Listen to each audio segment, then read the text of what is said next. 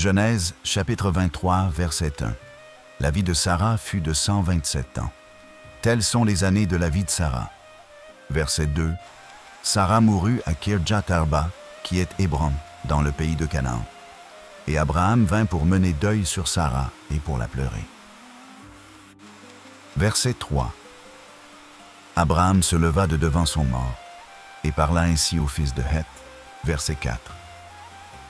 Je suis étranger et habitant parmi vous. Donnez-moi la possession d'un sépulcre chez vous pour enterrer mon mort et l'ôter de devant moi. Verset 5. Les fils de Heth répondirent à Abraham en lui disant, verset 6, écoute-nous, mon Seigneur. Tu es un prince de Dieu au milieu de nous. Enterre ton mort dans celui de nos sépulcres que tu choisiras. Aucun de nous ne te refusera son sépulcre pour enterrer ton mort. Verset 7. Abraham se leva et se prosterna devant le peuple du pays, devant les fils de Heth. Verset 8. Et il leur parla ainsi. Si vous permettez que j'enterre mon mort et que je l'ôte de devant mes yeux, écoutez-moi et priez pour moi Éphron, fils de Tsochar. Verset 9. De me céder la caverne de Macpéla, qui lui appartient à l'extrémité de son champ, de me la céder contre sa valeur en argent, afin qu'elle me serve de possession sépulcrale au milieu de vous. Verset 10. Éphron était assis parmi les fils de Heth. Et Éphron, le Héthien, répondit à Abraham en présence des fils de Heth et de tous ceux qui entrèrent par la porte de sa ville. Verset 11.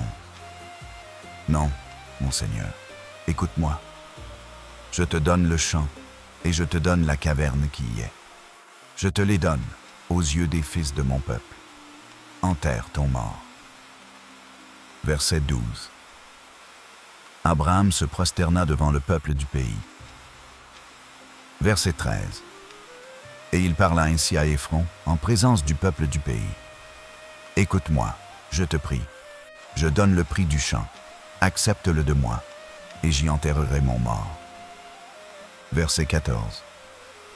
Et Éphron répondit à Abraham en lui disant, verset 15.